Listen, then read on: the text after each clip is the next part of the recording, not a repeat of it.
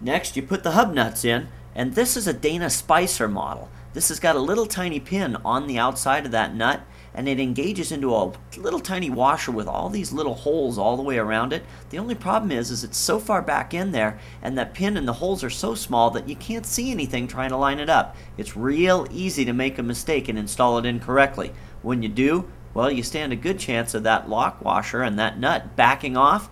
The wheel gets loose, the brake calipers can break, or worst of all, and it's happened even to us, you lose a wheel.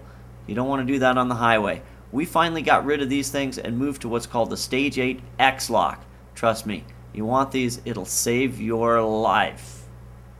To install the X-Lock, first thing, put the spacer washer into place. Next goes the castle nut. There's a special tang on there, and it has to engage into the spindle in only one position, but it's pretty straightforward.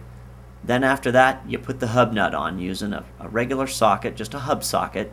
You spin it in place, and you'll put it in pretty tight, like 40, 50 pounds, 60 pounds, no problem, and you'll spin the rotor.